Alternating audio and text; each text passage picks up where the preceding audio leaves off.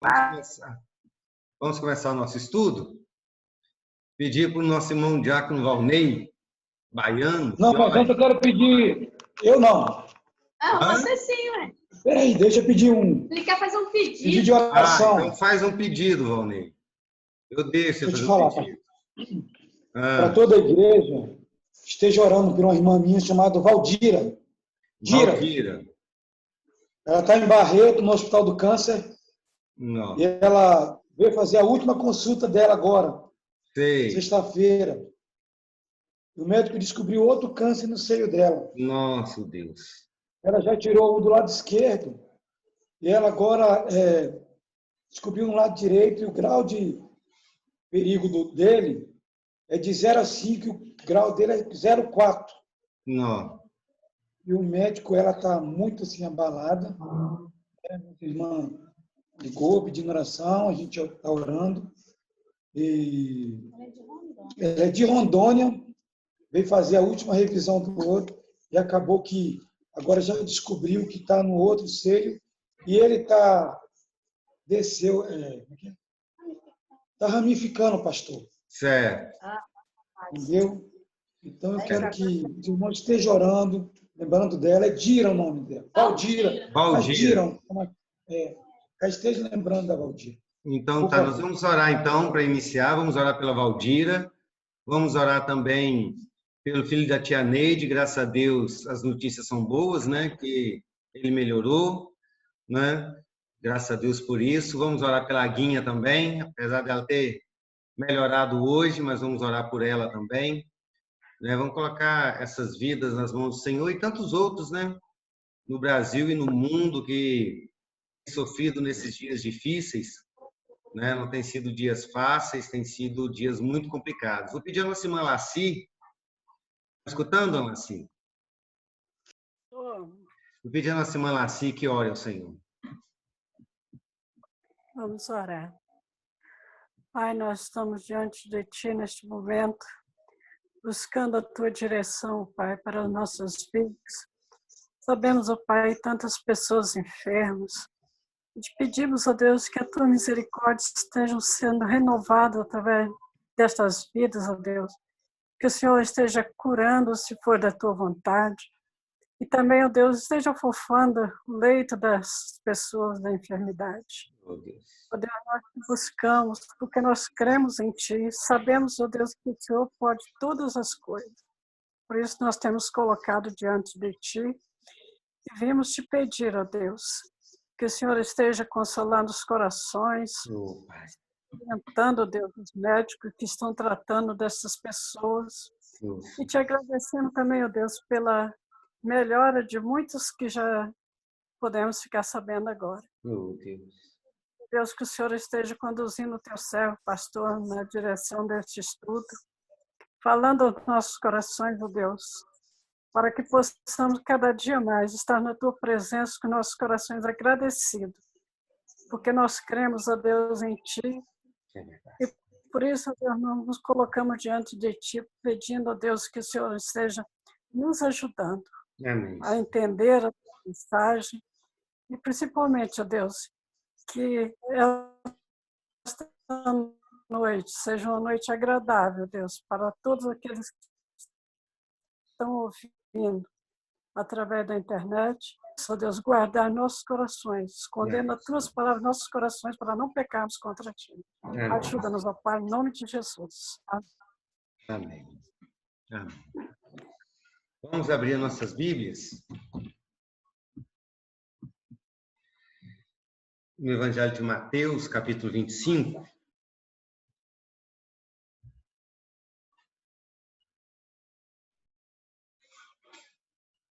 Evangelho de Mateus, no capítulo 25. E vamos ler os versículos 1 ao 13, que é o versículo onde se encontra a parábola das 10 virgens. Mateus, capítulo 25, capítulo 25, versículos 1 ao 15, ao 13. Diz assim a palavra do Senhor. Então, o reino do céu será semelhante a 10 virgens que, pegando as suas lamparinas, saíram a encontrar-se com o noivo. 5 delas eram imprudentes e 5 prudentes.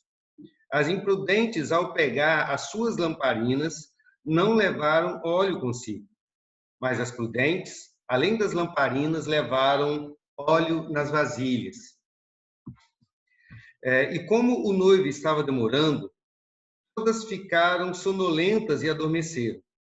Mas à meia-noite ouviu-se um grito: eis o noivo, saiam ao encontro dele.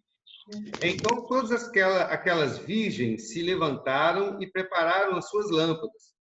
E as imprudentes disseram às prudentes: deem a nós um pouco do óleo que vocês trouxeram, porque as nossas lamparinas estão se apagando. Mas as prudentes responderam: não, porque então vai faltar tanto para nós quanto para vocês. Vão aos que vendem e comprem óleo para vocês. E saindo elas para comprar, chegou o noivo, e as que estavam preparadas entraram com ele para a festa do casamento. E fechou-se a porta. Mais tarde, chegaram as virgens imprudentes, dizendo: Senhor, Senhor, abra a porta para nós. Mas o noivo respondeu: em verdade lhes digo que não as conheço. Portanto, vigiem, porque vocês não sabem nem o dia e nem a hora. Amém. Recordando aqui que essa parábola foi contada num contexto em que Jesus estava conversando a respeito da volta dele. Jesus estava falando a respeito de como aconteceria a volta dele. Na verdade, a pergunta dos discípulos era quando aconteceria. E Jesus não responde o quando, mas responde como aconteceria. Então, motivado por essa conversa a respeito do retorno de Jesus, é que Jesus conta várias parábolas, né, como todas elas mais ou menos com o mesmo ponto central, e entre essas parábolas está a parábola das 10 virgens.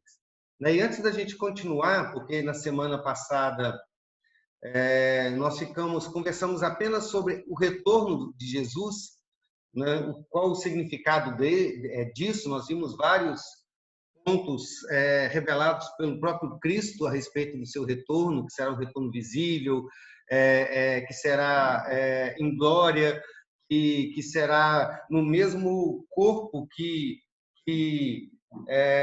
nasceu de Maria, a natureza humana de Jesus, que realizou toda a obra de salvação, que vai retornar, porque é a conclusão dessa obra. Nós vimos que esse será um momento derradeiro, né? Porque é a conclusão da obra de salvação. Então, todo esse período que nós estamos vivendo se encerra definitivamente e se inicia definitivamente um outro período, que é a eternidade, tanto para os salvos quanto para os condenados. A eternidade com Jesus e a eternidade à parte de Jesus.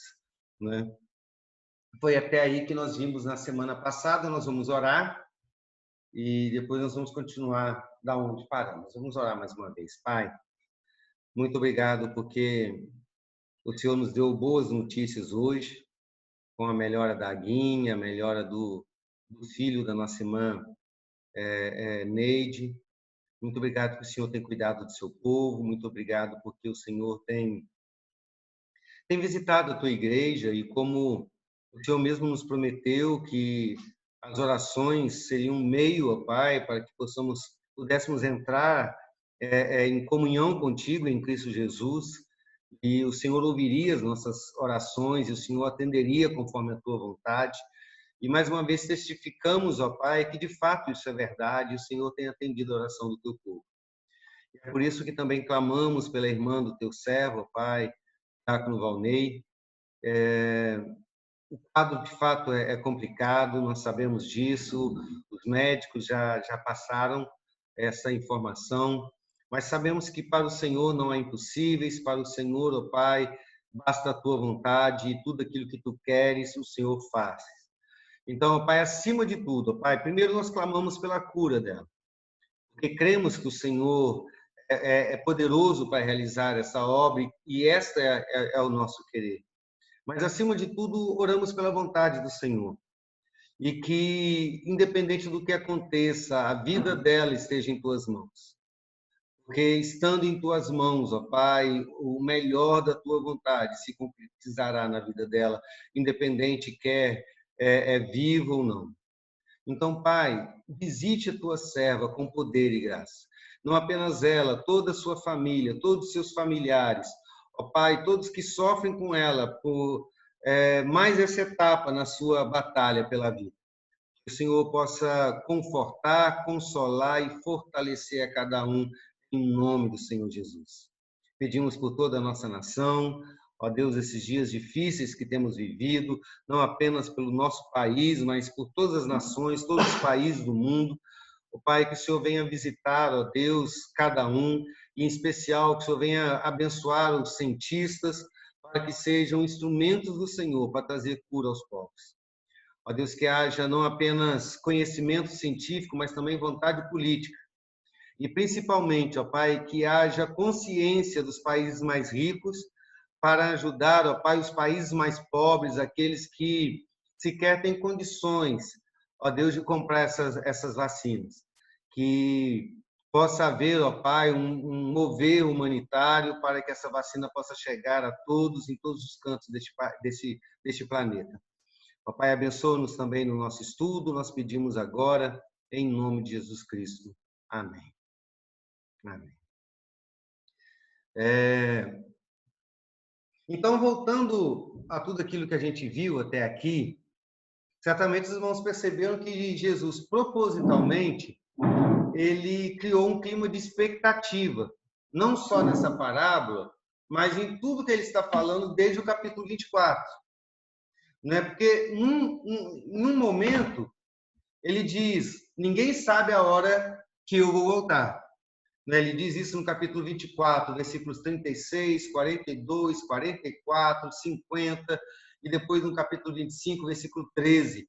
Em todos esses textos, ele diz, ninguém sabe o dia nem a hora. É impossível, ninguém vai saber, somente o Pai sabe. Então, não adianta vocês ficarem preocupados com isso, não adianta vocês ficarem tentando descobrir essa data, ninguém sabe. Então, no momento ele diz, ninguém sabe, e aí já no outro momento ele diz, vai ser de uma hora para outra. Capítulo 24, versículo 27, por exemplo, nós já vimos, ele diz isso. Então, você vê que ele cria um clima de expectativa. Ninguém sabe quando vai ser, mas vai ser a qualquer momento e de uma hora para outra. Então, para a gente começar a pensar na parábola, os irmãos imaginam por que Jesus cria esse clima de expectativa, dizendo, eu não vou marcar a hora que eu vou chegar, mas eu vou vir de um momento para o outro. Vocês conseguem imaginar por que Jesus cria esse clima de expectativa desde o capítulo 24? E a resposta está nos próprios nos textos. Pastor? Sim, Claudinha. Eu acredito que seja justamente para a igreja estar preparada. Porque se ele fala que não sabe quando, né, como ele falou, fica uma coisa vaga que pode ser muito demorado. Mas quando ele fala a qualquer momento, aí traz uma expectativa que pode ser hoje, pode ser amanhã, pode ser depois. Então, é para que a igreja esteja vigilante e preparada. Quando ele faz assim, pode ser a todo segundo. Todo segundo pode ser o tempo, não é? Alguém concorda ou discorda com a Claudinha? E tem aquela questão também eu estava pensando de como era o casamento naquela época. Então, é interessante ele utilizar esse momento porque era uma coisa muito feliz. Aquelas mulheres estão ali fora e estarei aguardando ansiosamente para anunciar para todo mundo que o noivo chegava e que a noiva iria com ele, que o casamento iria acontecer. Isso. Então, eu acho muito interessante ele utilizar esse exemplo e, ao mesmo tempo, me faz pensar que se ele avisasse, isso perderia um pouco a graça também. Porque então as meninas, né, as virgens que estavam ali fora, só chegariam no momento que o noivo iria chegar, que elas já sabiam que ele chegaria, fariam o que tem que fazer e seria meio que uma coisa... Perde a expectativa. Exatamente, era meio que uma coisa mecânica. Então eu sei que ele vai chegar a tal horário, vai fazer assim, assim, assim. Então eu não preciso me preparar, eu não preciso ir atrás do azeite, eu não preciso ter uma postura que honre os noivos, que mostre que eu me importo com eles. Acho que conosco aconteceria. Eu acendo a lamparina na hora que ele chegar e pronto, né? Exatamente. Falta 2 minutos para ele chegar, então... Exatamente. Eu não me prepararia nem com a roupa, nem com a forma que eu iria me comunicar com ele. E eu acredito que aconteceria assim com Deus. As pessoas não se congregariam, não iriam se converter, elas não levariam uma vida santa. Para quê? Se ele vai chegar em tal dia. Então, alguns minutos antes eu faço isso e eu sou salvo, pronto. Então, não criaria esse vínculo, né, com Deus de eu vou te buscar todos os dias, se eu vou te honrar e eu vou estar ali ansioso para mostrar para todo mundo que você está vindo. Eu acho que é mais isso. Alguém mais? Pastor Marcelo. Sim, Adeildo. Ó, sinal se estiver ruim, eu estou em viagem. Mas vamos lá. Pastor, como essa questão, pastor, concordo bastante com o que a Liz comentou, né? É uma questão da gente... O ser humano em si, ele gosta muito de protelar as coisas. Então, quer dizer, tudo que eu posso ir deixando para depois, e acaba que se fosse uma coisa assim, vamos botar um exemplo do nosso dia a dia. Aí eu tenho que fazer isso no fim da tarde. Mas até chegar no fim da tarde, eu vou fazendo outras coisas, com outros sentidos e tudo mais. Então, isso aí eu creio que a gente, se tivesse, por exemplo, a data certa, né, da volta de Cristo, a gente não procuraria fazer as coisas para o reino. Iria fazer as coisas fora daquilo que é a vontade de Deus. E acaba que isso, mesmo que a gente tenha consciência, acontece, né, com muita frequência, né, nas nossas vidas. Então, a gente tem que estar pensativo exatamente nisso, para que a gente não tenha aquela questão também de separar. Então, se tem a data certa, esse aqui eu vou separar o sacro daquilo que é o comum. E a gente ficaria ainda mais envolvido com aquilo que é fora do reino de Deus. Exatamente. Jesus até contou, entre essas parábolas, depois dele falar dos sinais dos tempos, ele fala a respeito do ladrão, né? Que se a gente soubesse que horas ele viria, se ele marcasse a data, nós estaríamos preparados para ele, né? Como a gente não sabe que dia que o ladrão vem, a gente tranca as portas todo dia, né? Ou toda noite, né? E é justamente isso que os irmãos disseram, né? Por que Jesus, por um lado, ele diz, não vou marcar a data, e do outro ele fala, vai ser de uma hora para outra, né? Ele mesmo responde, e a resposta dele tem a ver com tudo isso que os irmãos disseram. Ele diz, porque eu quero que vocês vigiem. Ele fala isso 6 vezes no capítulo 24 e 25. Ele fala isso no 24:6, capítulo 24, versículo 6, versículo 13, versículo 42, versículo 43, versículo 44, e a última vez no capítulo 25, versículo 13, que é o encerramento da parábola. Então, por 6 vezes, ele diz, vocês precisam vigiar. Essa é a tônica de todo o capítulo 24 e capítulo 25. Por isso que eu falei que todas elas têm uma tônica única. Apesar de que tem várias nuances, depois dessa parábola nós vamos estudar a seguinte, que está dentro desse contexto, mas lá fala sobre o trabalho cristão, mas todas elas têm esse mesmo pano de fundo, essa é a mesma mensagem central, que é a necessidade do cristão estar vigiando a volta de Jesus, ou se vigiando para a volta de Jesus. E aí, meio que os irmãos já falaram nas respostas o que significa vigiar. Mas vamos ser mais específico, então, né? Porque tudo que os irmãos disseram já tem a ver com vigilância. O que Jesus quer dizer quando ele diz, como disse no versículo 25, capítulo 25, versículo 13, portanto, vigiem, porque vocês não sabem o dia e a hora. É assim que ele conclui o sermão, essa parábola. A gente está indo para a conclusão para depois voltar, né? O que Jesus quer dizer com vigie? O que significa isso?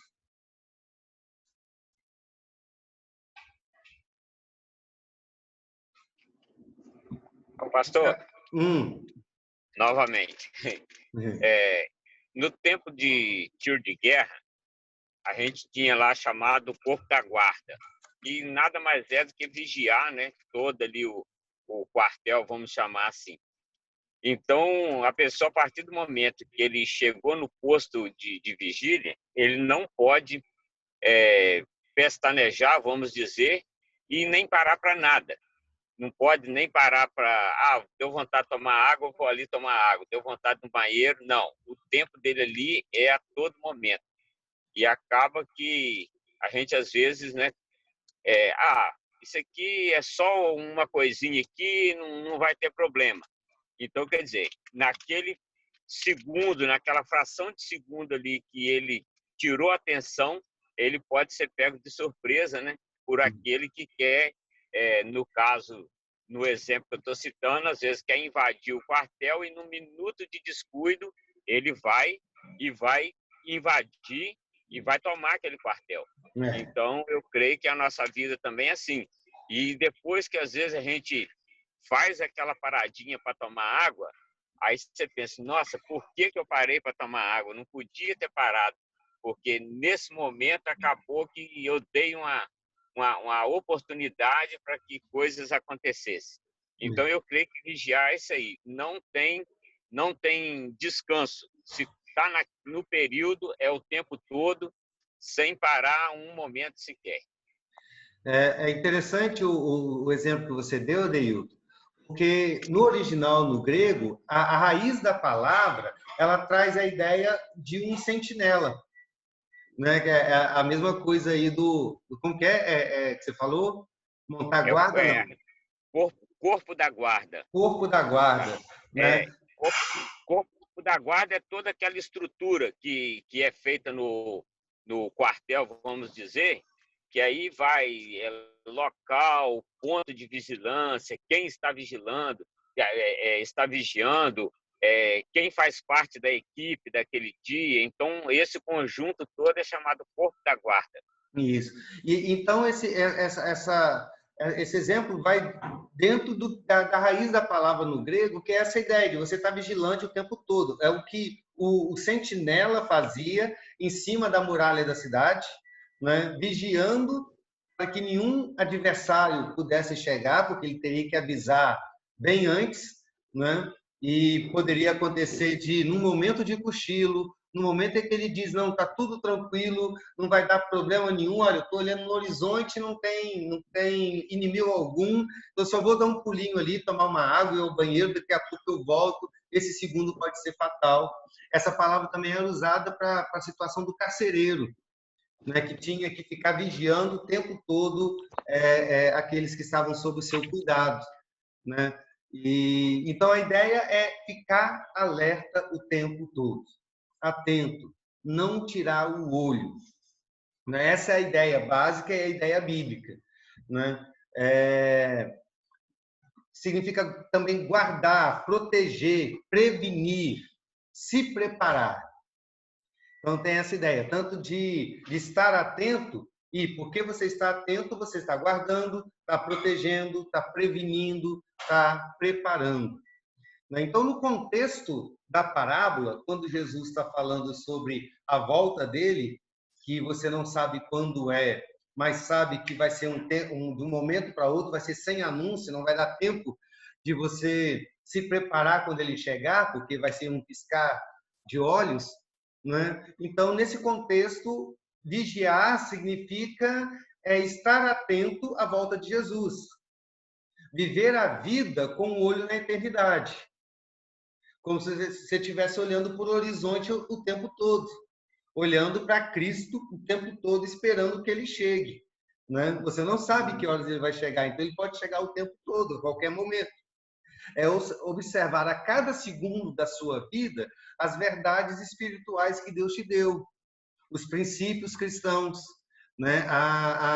Os exercícios devocionais, né? Porque são esses os instrumentos que Deus te deu para a vigilância. Nós vamos falar sobre isso no nosso último estudo, quando falar das 5 virgens prudentes. Mas, meio que já dando um pano de fundo geral, significa isso, você ficar o tempo todo prestando atenção, meditando, pensando e observando aquilo que Deus te deu como parte da vida cristã e como você, observando a sua própria vida com base nesses princípios, né? É guardar a sua própria vida para a volta de Jesus, protegendo os seus princípios, prevenindo de tudo aquilo que é um perigo para a vida cristã. A tentação é um perigo, o pecado é um perigo, a preguiça espiritual é um perigo, deixar de congregar com os irmãos é um perigo, e tantas outras coisas. Deixar de servir a Deus é um perigo. São tantas coisas que a Bíblia nos mostra como perigo para a vida cristã. Então, você fica atento a esses perigos e fica observando o tempo todo, né? A palavra de Deus em todas as coisas para você estar preparado, fortalecido para a volta do Senhor Jesus. É estar alerta para não ser pego de surpresa. Né? E é bom a gente ficar com isso em mente, o que é vigiar, porque a gente vai dar um parêntese nisso agora, a gente vai voltar a isso depois, né? Mas essa é a ideia de toda a parábola. O tempo todo, a ideia é, aquelas 10 meninas precisavam estar vigilantes o tempo todo. Certo? Elas precisavam estar ali. E você e eu precisamos ficar alerta o tempo todo, né? Porque o tempo todo nós estamos em perigo. E o tempo todo o Senhor nos deu os recursos para vencermos esses perigos, né? Palavra de Deus, oração, serviço, adoração e todas aquelas coisas, né? Congregação. Então, fique atento, vigie o tempo todo, porque a qualquer instante o Senhor Jesus Cristo volta. Ok? Então vamos deixar essa verdade um pouco de lado agora. Não de lado, mas como pano de fundo de tudo que a gente vai falar. Depois a gente vai voltar especificamente a falar sobre vigilância. Mas então, vamos ler o versículo 5 para a gente continuar na parábola. Eu sei que sua Bíblia está aberta aí. Então, o versículo 5 diz assim: E como o noivo estava demorando, todas ficaram sonolentas e adormeceram. Não está falando que as 5 virgens imprudentes adormeceram, não. Todas elas adormeceram. Por quê? Porque o noivo estava demorando. E é muito importante esse ponto da parábola.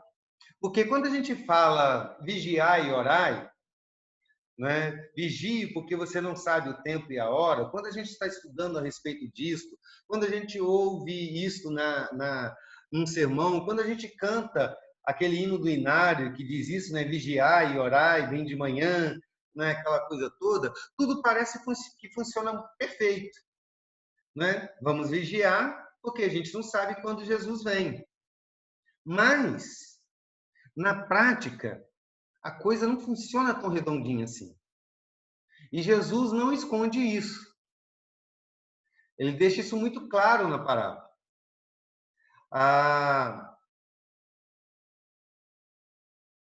O noivo chegaria repentinamente. Eu já disse isso. Por quê? Porque naquela época não existia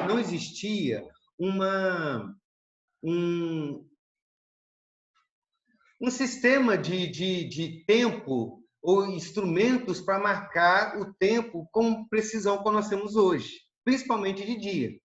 À noite ainda tinha sombra, você podia calcular mais ou menos, mas principalmente à noite, como você marcaria 7h30 da noite? Como você saberia que seria 7h35? Então você nunca saberia exatamente. Seria depois do sol, do pôr do sol. Poderia demorar um pouquinho, poderia demorar um pouquinho mais. Você não sabe exatamente que horas que o noivo vem, não é? Então, logicamente, elas deveriam estar preparadas e estar alerta, esperando o tempo todo a chegada do noivo, com as suas lamparinas acesas, né? Exatamente como nós precisamos ficar. Porém, o texto diz que o noivo atrasou. E não é que o noivo atrasou, ele atrasou muito. Eu já disse no primeiro estudo, no primeiro dia de estudo, que meia-noite era um horário totalmente improvável. Principalmente os mais novos, passada meia-noite é normal ficar acordado até depois da meia-noite. A não ser que seja vigília, culto na igreja, está todo mundo querendo dormir. Mas, normalmente, está todo mundo na Netflix, internet e virando a madrugada. Mas, naqueles dias, ninguém ficava acordado até a meia-noite, a não ser um sentinela. Não é? Porque as pessoas dormiam logo assim que o pôr do sol, logo que o pôr do sol acontecesse. Né? Então, ninguém demorava tanto para chegar. E aquela demora, aquela noite, então, se tornou longa e a espera extremamente difícil. Né? Você do lado de fora, sem energia elétrica, sem nada para fazer, não dava para ficar mexendo no celular até chegar, jogando algum joguinho, você estava ali, né? E a noite foi passando, o costume de dormir cedo, né? E todas elas começaram a ser vencidas pelo sono e as lâmpadas delas começaram a se apagar. Né? Será que isso significa que Jesus pode se atrasar para voltar? Ou que ele pode chegar depois da hora certa? Logicamente que não. Jesus vem na hora certa, não é verdade? As pessoas fizeram assim com o dedinho. É lógico, Jesus não vai atrasar. Então, como que o texto fala que o noivo está atrasado? A questão é que a parábola se refere ao tempo na perspectiva do homem, não de Deus. Certo? O Senhor vai chegar no tempo certo. Mas, para nós, a impressão pode ser que ele esteja demorando. Quer ver algumas coisas? A igreja primitiva, se você estudar tanto os textos bíblicos, principalmente de Paulo, os demais discípulos e a igreja como um todo, no período de Apocalipse também, se você ler alguns relatos não canônicos daquela época, você vai perceber que a igreja primitiva, eles tinham praticamente certeza que Jesus voltaria naquela geração. Paulo, quando escreve 1 Coríntios 15, ele diz, olha, quando Jesus voltar, né, os mortos ressuscitarão primeiro, depois nós, os vivos, seremos transformados. Ele estava se colocando no grupo daqueles que estariam ali, porque percebe que funcionaria muito bem para a mente deles? Jesus nasceu, viveu 33 anos aqui na Terra, morreu, ressuscitou, subiu aos céus, então em 10, 20 anos ele voltaria no máximo. Concluiria toda a obra de salvação. Então, a cabeça deles, e principalmente porque eles estavam sofrendo muito, e o contexto de Apocalipse, nós temos estudado as cartas de Apocalipse na escola dominical, no contexto de Apocalipse, principalmente, os irmãos estavam sofrendo, era insano o que eles estavam sofrendo. Né? Então, isso aumenta a expectativa da volta de Jesus. Né? Então, passou todo o período da igreja primitiva e Jesus não voltou. E se nós lermos aquilo que for possível ainda descobrir da história da igreja, nós vamos ver que em todas as gerações, em todas as épocas, as pessoas tiveram a expectativa que Jesus voltaria naquele momento. Em cada guerra, em cada peste, em cada problema. Lê, por exemplo, a história das guerras. da Primeira e Segunda Guerra Mundial, por exemplo. Os cristãos tinham certeza que Jesus voltaria naquele período. E como não poderia imaginar que a Primeira Guerra Mundial e a Segunda Guerra Mundial não seria o cumprimento da profecia de que haveria guerras em todos os lugares? Né? Então, quando Hitler se levanta, quando todas essas questões, as épocas e todos os acontecimentos, as pessoas sempre esperavam que Jesus voltaria naquele período.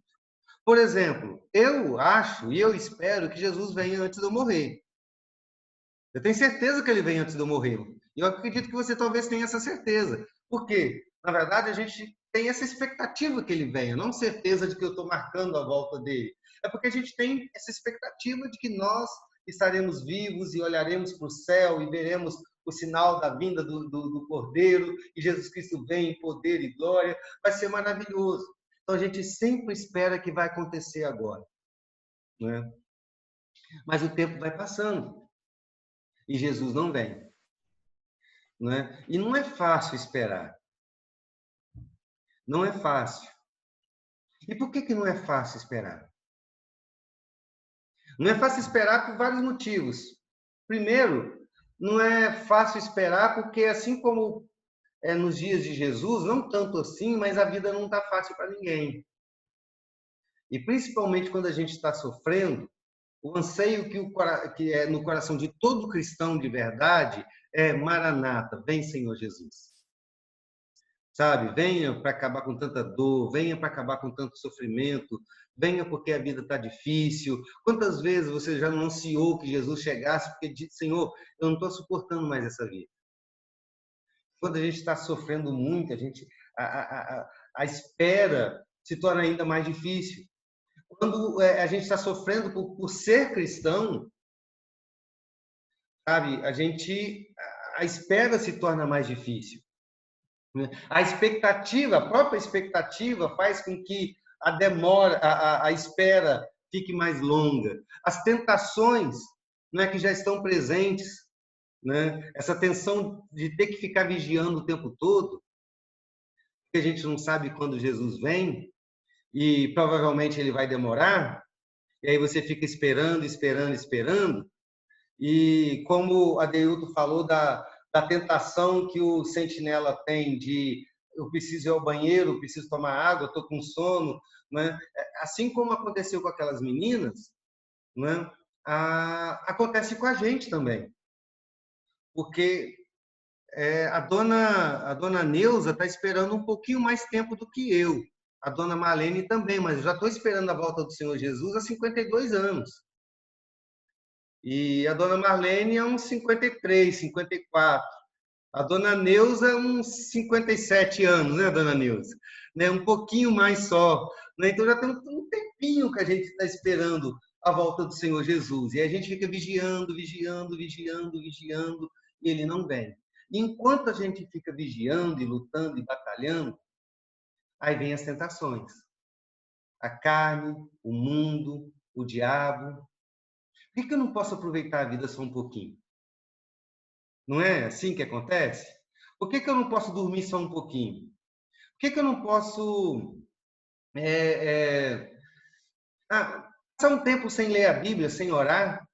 Não é só um tempo, já estou lendo há muito tempo, estou cansado. Sabe, vou tirar um ano de folga. Um ano que eu só não quero cuidar de igreja, não quero cuidar de Deus, eu não quero cuidar... Eu quero só cuidar de mim.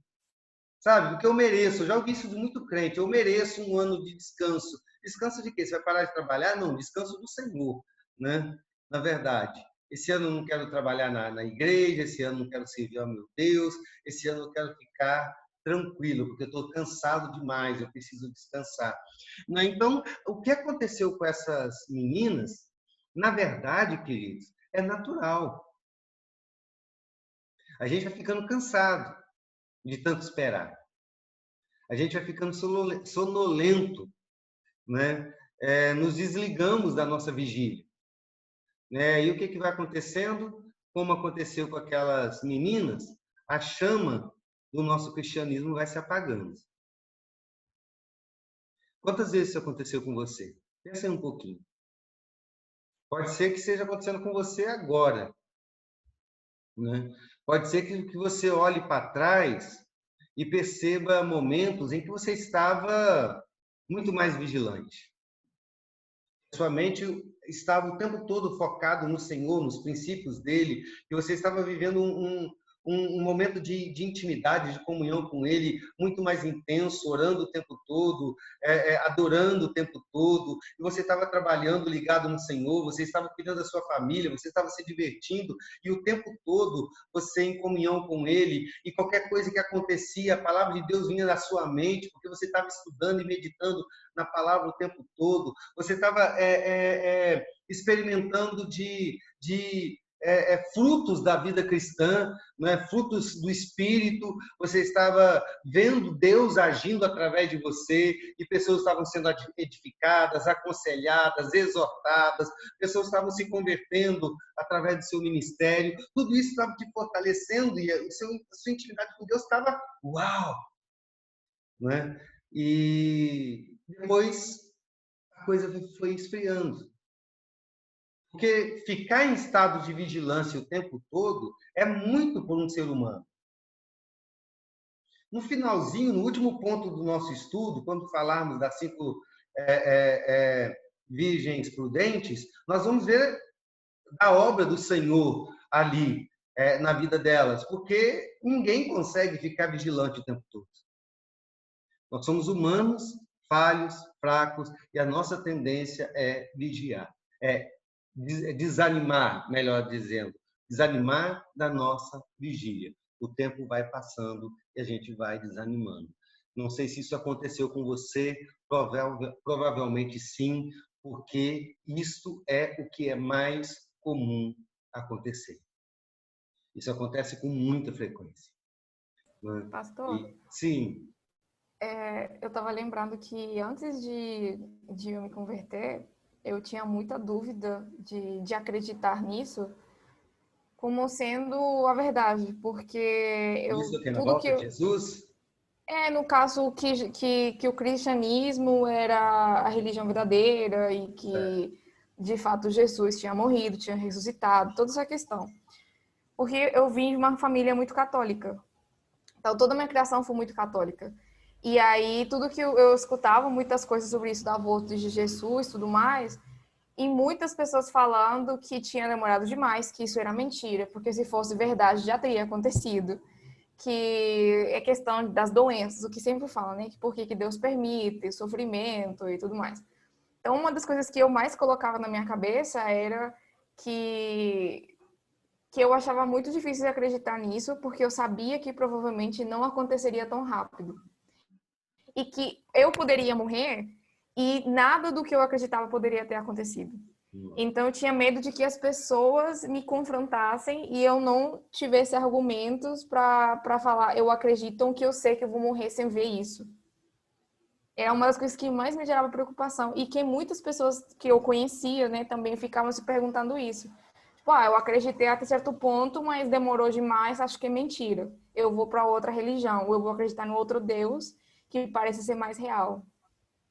Porque a fé, ela tem uma tendência de ser mais duradoura nos inícios, né?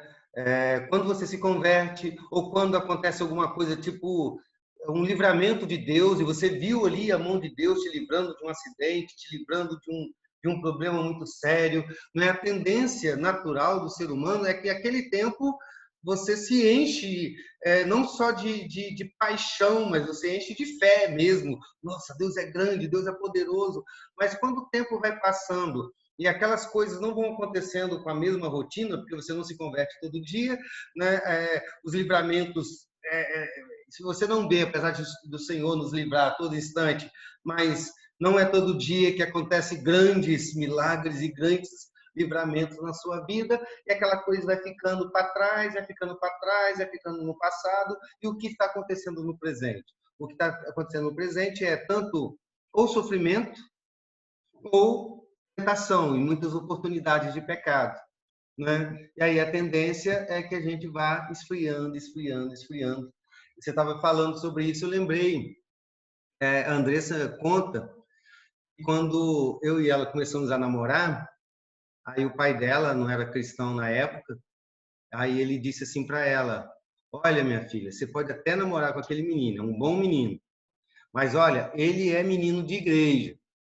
Ele almoça igreja, ele toma café igreja, ele dorme igreja, ele acorda igreja. E aí ele vai querer falar para você, te convencer que Jesus vai voltar e que o mundo vai acabar, mas não acredita nele não, que desde quando eu era criança eu escuto isso. Foi esse o conselho que ele passou para ela, né? Então, isso é comum as pessoas pensarem e a gente vai desanimando. Então, o que a gente tem que fazer para não desanimar, para não esfriar, o fogo não apagar, né? Porque é comum que o fogo diminua, porque você vê na parábola aqui que o fogo foi se apagando, né? Não apagou de ninguém ainda, mas foi se apagando. É comum para todo cristão passar por esses períodos de fogo baixo, né? De cristianismo morno, de mais dúvidas do que certezas, né? O que fazer? E a resposta de Jesus é vigiar, né?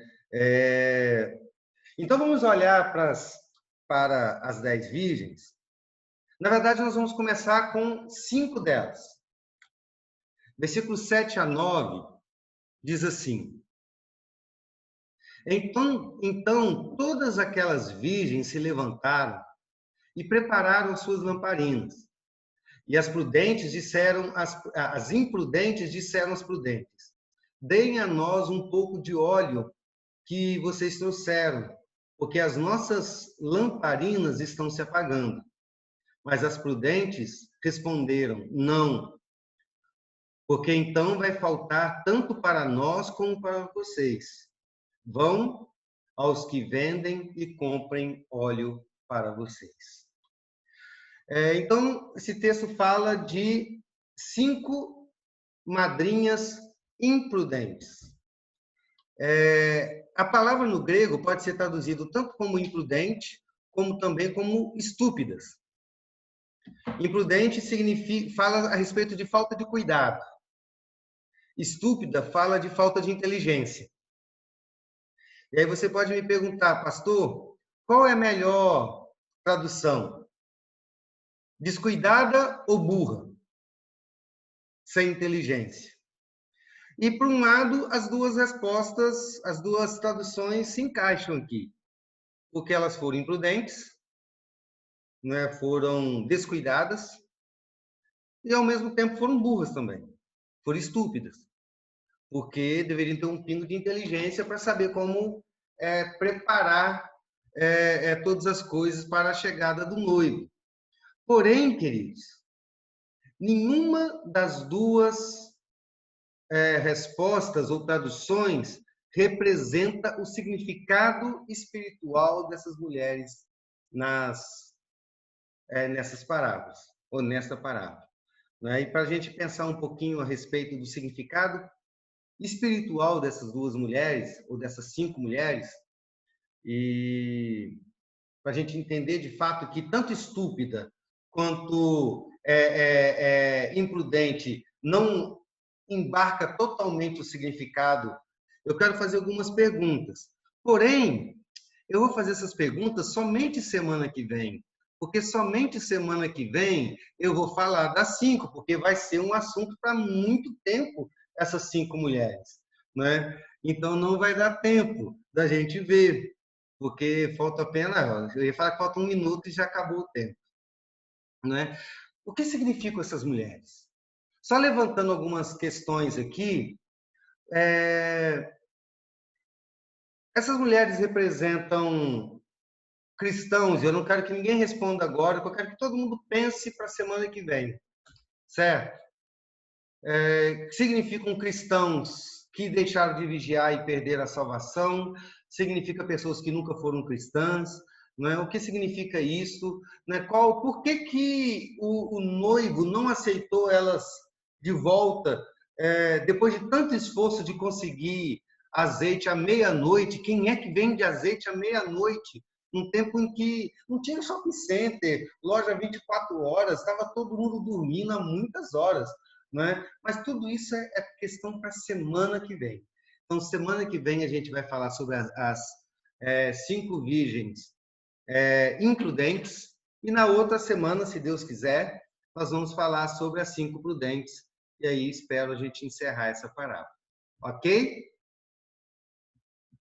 Ô, pastor, Sim. eu falei assim, eu tô na expectativa de você continuar. Eu falei assim, igual você encontra no finalzinho, né? Cenas do próximo capítulo. Essa minha foi proposital. Na hora que eu vi que não dá tempo, eu falei assim, vou só começar e vou parar para deixar o gostinho de quero mais, porque aí semana que vem a gente vai ver essas 5 mulheres, né, quem elas representam e o que de fato aconteceu, por que elas foram impedidas de entrar, né, na festa, e logicamente todos nós entendemos que ser impedido de entrar na festa seria ser mandado para o inferno, não participar das bodas do Cordeiro, né? Por que essas pessoas deixaram de ser salvas só porque não vigiaram? Então a pessoa é salva ou não porque vigia? Tudo são perguntas que serão respondidas, se Deus quiser, no próximo estudo. Que Deus nos abençoe. Alguma pergunta que não seja o próximo assunto? Ou algum comentário? Alguma discordância? Se não, nós vamos encerrar então com uma oração. Depois de um longo tempo de ausência, então nós estávamos com saudade, muita saudade. Vou pedir a Alice Keila Salcedo Bandeira Muniz não tem, que ore ao Senhor, né? Agradecendo a Deus por esse estudo e pedindo a Deus que nos abençoe nessa noite. Amém. Pai amado, muito obrigado por essa noite. Muito obrigado, Pai, por esse momento que o Senhor nos permitiu viver, porque você nos permitiu separar um momento do nosso dia para te cultuar, para nos reunir em teu nome, Senhor, na tua presença. Obrigado porque você continua estendendo sobre nós sua misericórdia, nos dando saúde, nos dando entendimento e sabedoria para entender as verdades da sua palavra e estar cada vez mais perto de ti, Senhor, te conhecer cada dia mais. Nós te pedimos, ó Senhor, para que você nos ensine a vigiar, para que você renove as nossas forças, caso alguém esteja cansado, desanimado, para que o seu Santo Espírito venha trazer um renovo para a nossa fé, para que aqueles que estão duvidando, Senhor, que a sua palavra é verdade, que é eterna, que você é imutável, que hoje, Senhor, essa dúvida seja sanada. Que nós consigamos te enxergar nessa parábola, meditar nela durante o resto dos dias, até o próximo estudo, e que sejam descobertas novas coisas, que nós consigamos enxergar nela coisas que nunca antes tínhamos visto, que consigamos corrigir aquilo que precisa ser corrigido, e que no próximo estudo nós consigamos estar com o coração preparado para a tua palavra, preparado para aprender um pouco mais, preparado para saber como estar prontos para a tua volta, Senhor. Que se em algum momento, se para algum de nós a volta de Jesus não é o nosso anseio, que ele comece a ser o nosso anseio a partir de agora, Senhor. Nos dê anseio pela sua volta, nos dê anseio pelo o nosso encontro contigo, Senhor. Nos faça como aquelas noivas, aquelas virgens que eram prudentes e sensatas, que elas ficaram vigiando e prontas para te encontrar, Senhor. Nos faça como elas, que estejamos sempre atentos, sempre dispostos, Senhor, sempre ansiosos pela sua chegada e pelo seu retorno para nossas vidas. Esteja conosco, Senhor, no resto dessa noite, no resto dessa semana. É isso que nós oramos, em nome de Jesus. Amém. Amém. Amém. Que Deus nos abençoe. Amém. Amanhã parece que vai ter uma reunião extra do